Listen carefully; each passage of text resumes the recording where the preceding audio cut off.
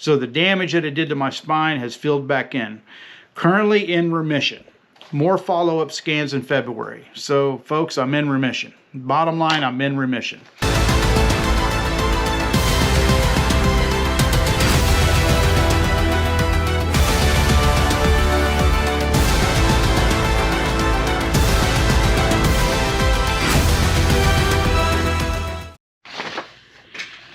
Hello, everyone. I'm finally going to do an update. First thing, I want to apologize for how long it's taken me to do this. I know we've had so many people, so many fans, so many friends that have been praying for us and praying for me in particular, and it means a lot. It's just hard for me to do videos like this. So I made some notes, and I kind of wanted to do a quick recap on the last video and tell you what's going on right now. And you know, today's video is going to be just about my physical stuff. We got a bunch of other stuff going on in the shop, and with the new season coming up that we'll go over at a later date. So anyways, so back to the cancer. Just a real quick recap in case some of you didn't see the very first video, and I do apologize. This is probably going to be another long video, but I'm going to try to make it as quick as I can. So for the last couple years prior to being diagnosed in late 2022, I was feeling really crappy. I had shortness of breath. I was overweight, all of the above. I still am overweight, but anyways, I was really overweight then. But so, you know, and it kind of all started after COVID. COVID is what kind of, I feel like, was the beginning of what did me in. However, and I'll get to this later, but COVID had nothing to do with the cancer. It's just kind of weird how they kind of intertwine with one another with some of the details that I'll share with you. But so anyway, so back in 2021, as we made a video prior to this, but I was in critical condition for 7 days at the hospital, and without going into all that detail, it was a miracle. I made it. I was on the floor with 7 individuals, and I was the only survivor out of the 7. In fact, when I left, there was only one person that I knew was still alive, but I had never heard what happened to them. And then later on, my nurse, who I didn't even recognize her, because every time I saw her in the hospital, she had a mask on, but she saw me at some type of function. I can't remember exactly where we were, but she came up to me, and she, with tears in her eyes, and said, just want you to know that you're the only person that survived on that first floor. So that was pretty crazy situation. But anyways, don't want to talk too much about that right now. But anyway, so I started feeling bad, you know, before COVID, but really started catching on in 2021 with COVID epidemic that everybody was going through. In June of 2022, in the middle of the season, we had stopped in at the Mills place, and long story short, I started spitting blood.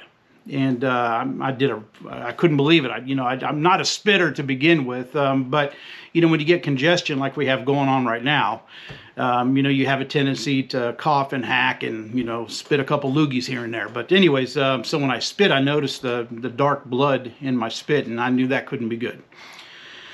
But we were in the middle of racing, Bowling Green, Minnesota. We went to the Mills house, which is in Tulsa. That's where I started spitting blood. But I didn't go to the hospital until after the next race, which was in Houston. So that's after the Houston race. We were going to have, I believe, 2 weeks off, if I remember right. And we were going to go home, and I just went to the emergency room. But got home, went to an ER clinic. That's what we were recommended to do, so they could do quick, you know, x-rays on my chest and see what's going on. And they found an enlarged heart. There was fluid around my heart, and I was immediately scheduled to have a pericardial window done, which was days before we were going back to Tulsa after Houston, days before going to Tulsa. And so we had to schedule that. It was kind of an emergency deal, and they ended up draining 16 ounces of fluid from around my heart. And they also did a biopsy after the heart procedure, August 8th, and that's when they saw the cancer. And what was kind of weird is that when they went back and looked at my film from when I had COVID, the cancer was actually there, but it mixed in with my lungs because of how damaged they were from the COVID. So the tumor that was on my lung actually kind of mixed in with the COVID white spots, if that makes sense. And so it was there, but they really didn't think much about it. They thought it was just part of the COVID. So I was diagnosed with stage 4 non-small cell lung cancer. I'm going to try to give you more details than I did on the previous video. And so we spent a lot of time on proper terminology so that, you know, anybody out there that's looking at this can kind of compare notes, if so to speak. I'm also going to share some pictures as we're going along. But anyways, diagnosed stage 4 non-small lung cancer and no carcinoma. Sorry, reading notes. Adenocarcinoma. August of 2022. There was a mass on my left lung, nodules in the right lung, there was lymph nodes, cancer in the lymph nodes in the chest, and there was a pretty good mass on my spine. So, obviously that was the life changer, as you can imagine. And again, we kind of touched this on the last video. But you know, we had an appointment. We talked to a clinical trial drug that we were going to try to get on, and plans changed. They did some genetic testing on me. Genetic testing came back, and I was eligible to take called a targeted therapy drug. It's actually a pill because of a rare gene mutation that I have that only 1% to 2% of people have. So we were scheduled to go back and get a chemo port put in. Didn't have to do that, thank God. And I ended up doing this target therapy is what they call it. I don't want to call it a trial because it wasn't a trial. It had been out for a little while. And here's a pic of the Rozlytrek targeted therapy drug. And I was also getting Zometa bone infusions. And then, you know, of course, right after that, we experienced the worst, I don't want to call it an accident, but worst mishap that I've ever had since racing, which was the huge car fire we had September 24th. In Norwalk, Ohio. And that was kind of a weird deal. So, and I know I'm sorry if I keep going back on stuff that you've already seen. You can fast forward the video, you know, through the recap. The recap's probably going to be about 10 minutes long. But anyways, that's when I kind of let everybody know that I had cancer because they asked me, and I'm laying on Corey Swanstrom's legs, and you know, they asked me, "Do you have any conditions or what's wrong with you, and anything wrong with you?" And I told him stage 4 cancer, and you could have heard a pin drop. But anyway, so radiation was scheduled, and so I did radiation from November of 2022, and I did 10 days of radiation on my spine. They were originally going to do 5 doses of radiation, high doses of radiation, but they opted for 10 straight days of radiation with low dose instead of 5 high doses.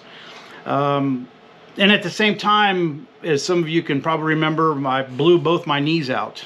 Incredible timing. It's just incredible timing. So then we had to talk about double knee replacement, which I ended up having done in February of 2023. The thing about this, guys, I've never ever smoked. I don't smoke weed. I don't smoke cigarettes. So, you know, this, I feel like it came from something, and I feel like, you know, it came from me dynoing cars. And so anybody that knows me knows that I've tuned cars for many years. I've had 3 different dynos, and the dyno that we had at the time and in the location that we had it in, the dyno, which you'll insert picture here, it was up against a wall, and so I was literally sucking on exhaust for, I guess, what, 15 years straight, if I remember right how long it was. And I've been dyno tuning since 1997 with absolutely zero precautions, folks. I didn't wear a mask. You know, it's not that I thought I was tough. It's just, you know, just being young and dumb. You know what I mean? Just being young and dumb, and no big deal. I smell like exhaust every time I go home. Who cares? It's no big deal. But anyways, with that being said, you know, I feel like that's kind of what went down and was probably the nail in the coffin when it comes to me getting diagnosed with cancer, or how I caught it, so forth and so on. So anyways, that's the recap. Like I said, I was going to spend about 10 minutes doing that, and I'll get started on the update. I'll talk to you guys in a little bit. Okay, I'm back. We kind of left off talking about the dyno. I got a little bit more on the recap that I wanted to bring up. I know we talked about bad ventilation, etc., etc. And the other thing that I wanted to touch on was how heavy I got. So during this period of time, I had ballooned up my what I call my fighting weight. You know, we all have that fighting weight to where you know, a weight that you can maintain fairly easy and you feel good, and you're not necessarily, you know, trying to lose 30 pounds and keep that 30 pounds up. My natural fighting weight that I can maintain pretty much without an issue is about 250 pounds. Well, I had gone all the way up to 302 pounds, I believe, when all this started, and then quickly got up to 320 pounds once I started taking the target therapy medicine. So 320 pounds, I'm sure some of you have seen some pictures of me. It was unbelievable. It was extremely unhealthy, hard on the knees, hard on everything. So that's one of the things I wanted to, I didn't touch on, but the huge weight gain, and I'm sure any cancer patients that are on here that have taken some type of steroids or whatever that may be, you're going to gain some weight. And boy, did I gain some weight. You know, I already have a problem with, you know, late night eating, and anybody knows racing NPK or any kind of racing, you know, you get done late at night and you eat Waffle House. Waffle House is kind of the #1 place to go. But anyway, just a lot of late night eating. Pop-Tarts, I love Pop-Tarts, and cookies, and you know, all that crap that I was eating at 3 o'clock, 4 o'clock in the morning. So, well, got up to 320 pounds.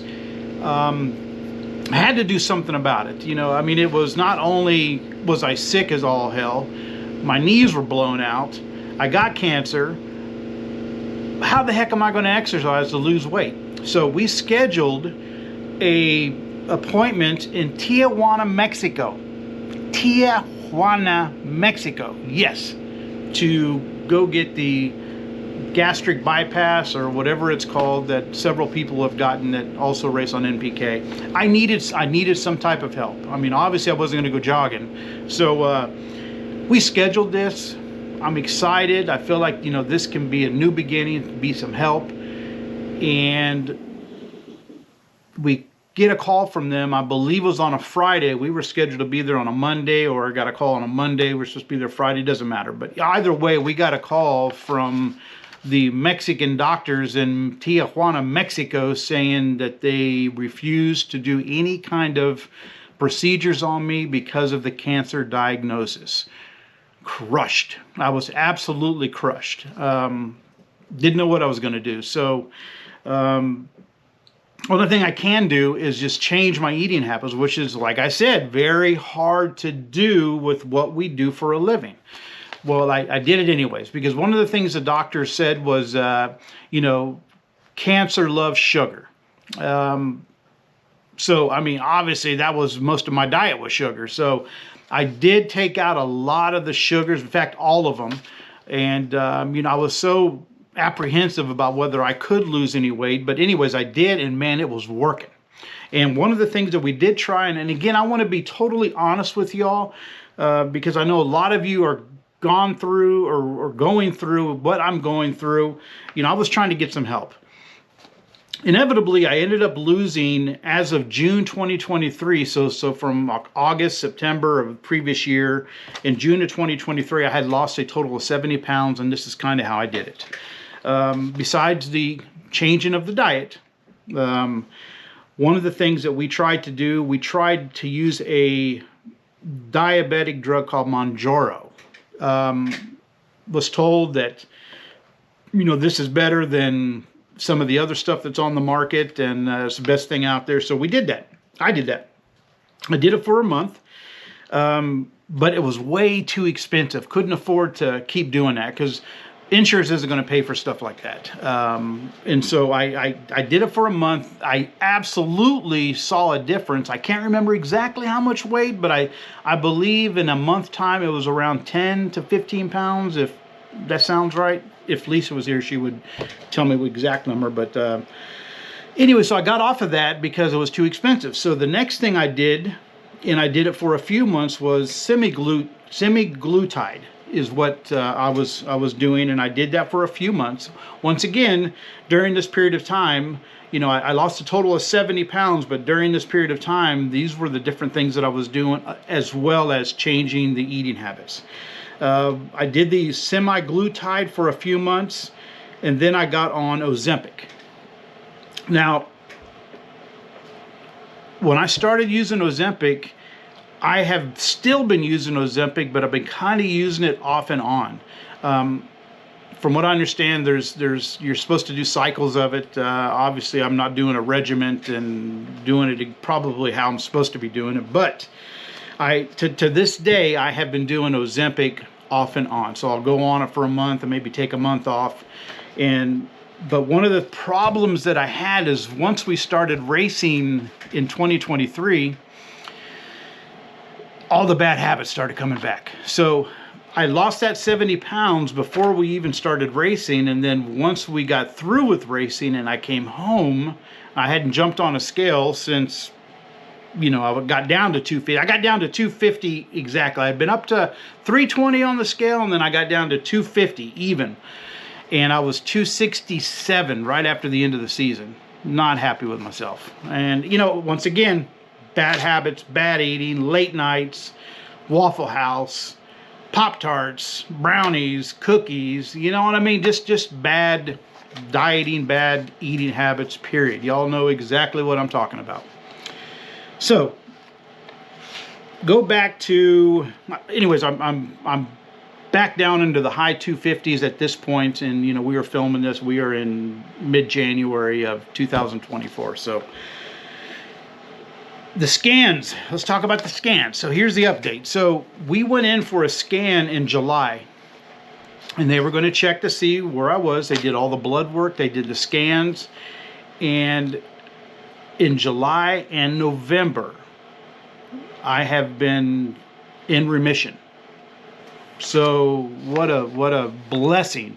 But let me tell you a quick story how funny it was. So when we go in July and we're talking with the doctor, and I forgot to tell you, my brother, my younger brother Andy, he knows a lot about this stuff. He's in the medical field as it is, and so he would always go with us, even from the diagnosis. He's always been there for me and gone with us, and so he's there with the doctor, the oncologist, and you know, we had scheduled to go in, and you know this is in July, so I'm about to find out how I'm doing with all the treatments, and so obviously I'm nervous as all can be. And we were late to our appointment, so we were in the not the waiting room, but we were actually in a room for like an hour and a half, close to an hour and a half before the doctor came in. So when you're sitting there that long in a room for an hour and a half, the things that are going through my head, I'm like, I'm for sure dying. I'm for sure this shit has come back.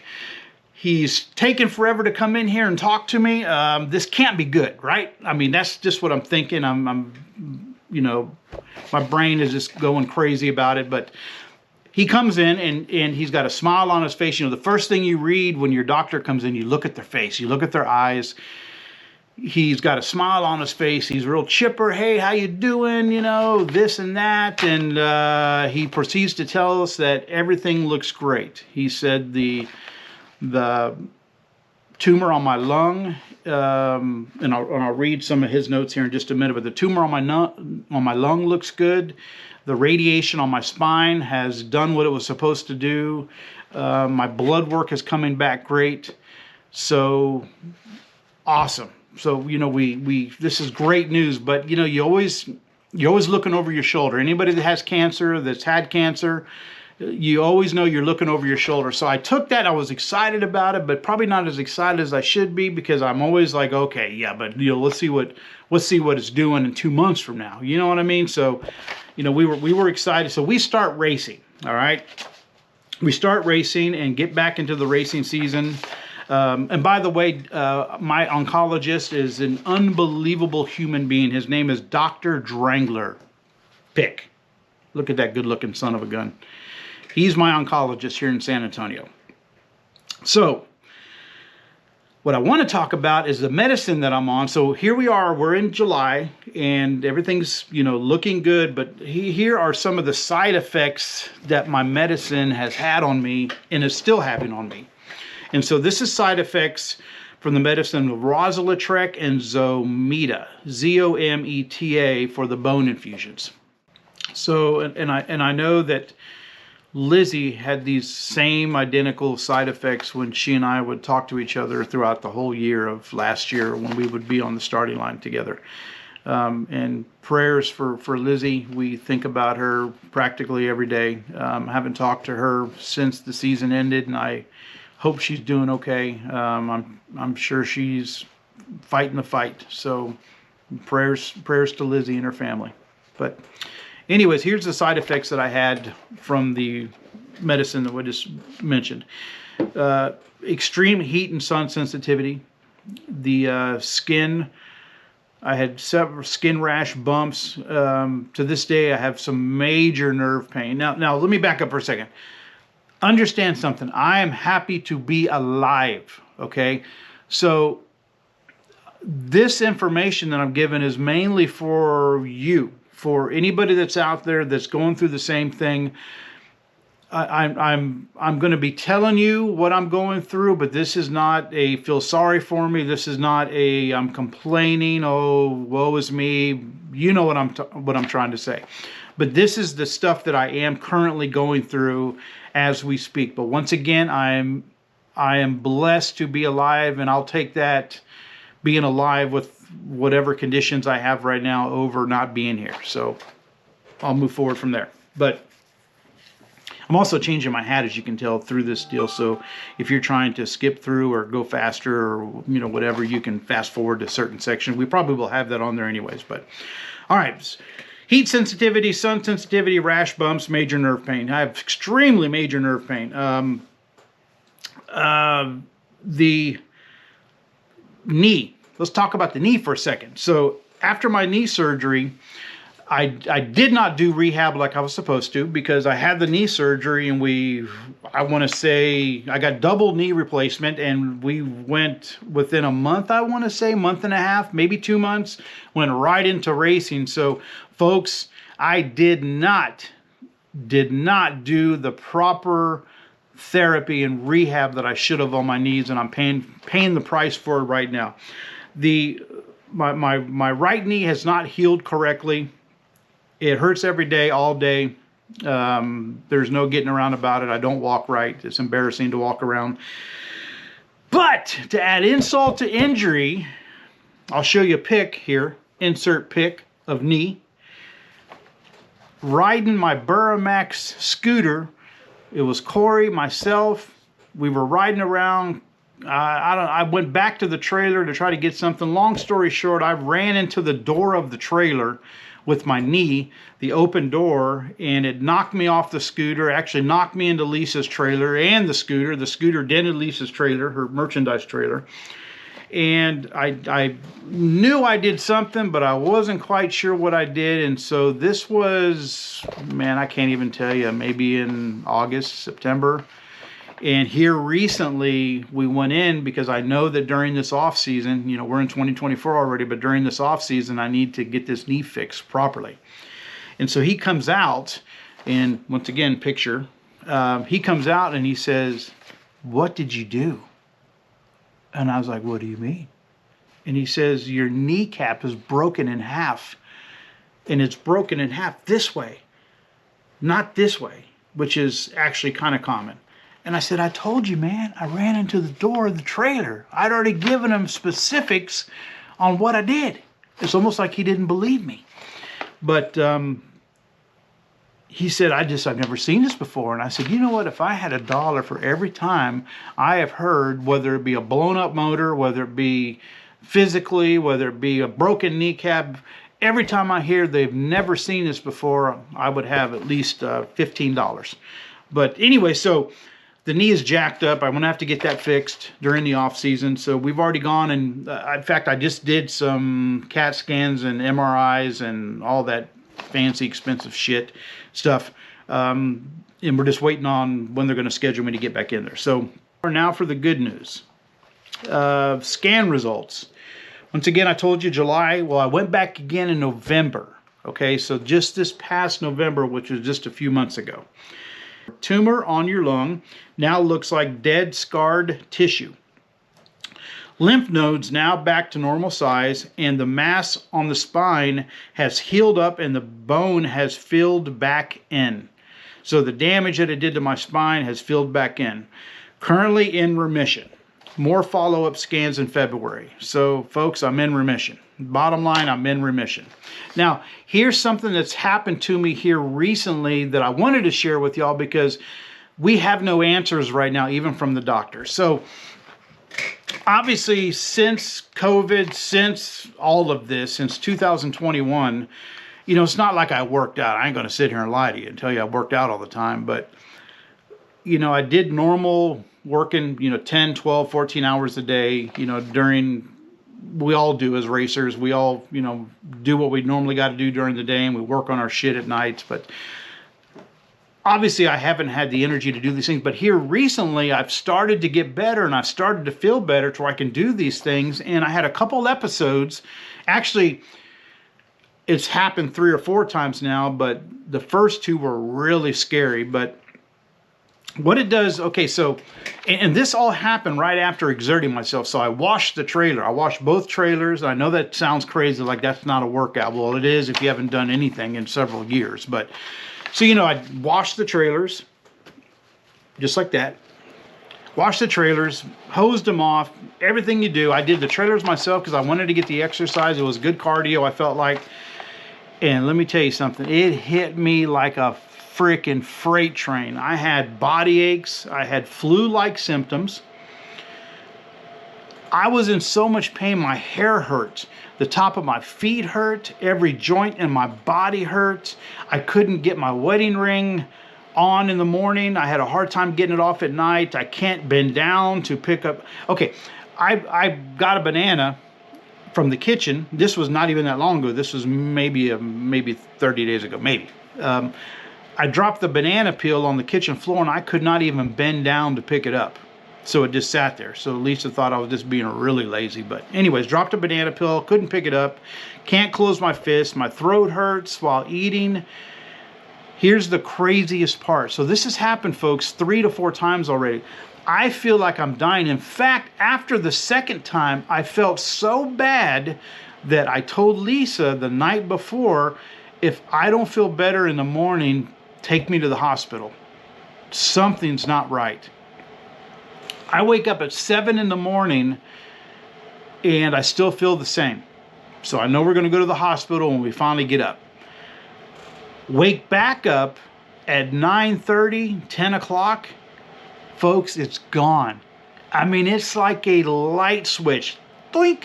I mean, I feel okay. I don't have none of the symptoms that I just did 2 hours before and 2 days prior. I mean, it wasn't even a gradual, it just turned off, which I've never, ever experienced anything like that before. So I don't know if any of y'all have experienced stuff like that, but it's happened to me 3 or 4 times now, really 4 times. And it's after I exert a bunch of energy lifting or whatever, washing the trailer or what have you, but what I just don't understand is, like I said, it's a light switch. You would think, you know, you kind of get better. Like when you have the flu, you kind of get better gradually over a couple days. I mean, it's like I never had any problems. A switch, bam, on to off.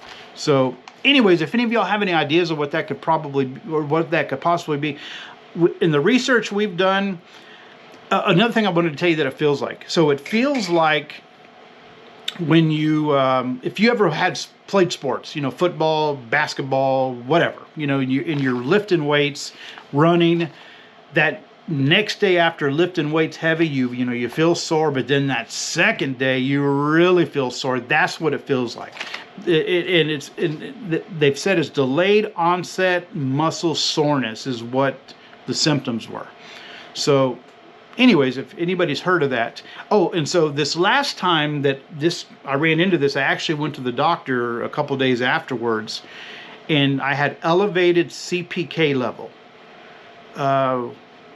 And then something was mentioned about rhabdomyolysis. RHABDOMYOLYSIS. I don't know what that means either, but anyways, I wanted to kind of throw that out there, so in case anybody's ever had that or they know what's going on, man, I sure would like to know. Shout out to Monica and Dr. Drangler for everything they've done for us, the oncology team over there. Folks, I feel like I have my life back. I'm not 100%. I have these deals going on. I have very limited energy still, but it's getting better as the days go by. And we're excited to, I look at life totally different. And, once again, I've touched on this. When you have cancer or had cancer or in remission, you're looking over your shoulder every single day. So I go back in February, which is this coming up month. Right now I think we're January 20th, 21st, but I go back and we'll see. I mean, the next video I make may be everything still looks good, or it may be, hey, it's not looking good. One of the things he also told me is that my blood work, now that they're going to keep on top of it, he said he's looking for a blip. He said, if the cancer starts to come back, he'll see a blip on the screen. I don't know. I think that was just a saying that he was using. But anyway, so that's what we have going on. I can't tell everybody how appreciative I am of the prayers. I mean, it is amazing. There's some amazing human beings out there that are fans, and I hate calling fans because you guys are more than fans to me. You're extended family. You guys come out and watch us race, and you send me unbelievable messages, and man, I can't tell you how much we appreciate that, how much I appreciate that. And and it's been a tough year. It's been the toughest year financially on us that we've ever had. I mean, we blew up every single part that we owned, and just has been the roughest financially that we've ever had, coming into this season. But once again, I'm alive. And another thing, I lost my father. We lost our father, this last year to an accident. In fact, I'm going to do a video on that too, because again, it's just awareness. He had a fall at home, and if we captured it all on camera, and if we wouldn't have had the cameras, you probably would have thought, or we would have thought that in fact we did at first until I watched the cameras, but we would have thought that he just fell and had a heart attack. But that's not what happened. He fell, but it wasn't a heart attack.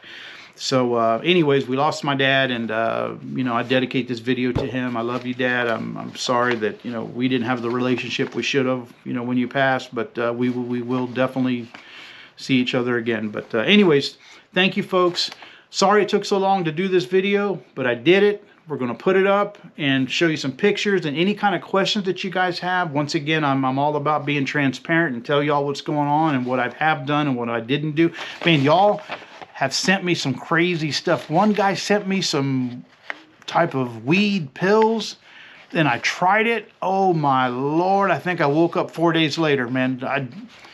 It's not for everybody. It definitely wasn't for me, and I'm not even going to tell you what it was because it may work for somebody else, and I don't want to get a negative, review on it. So anyways, thank you guys.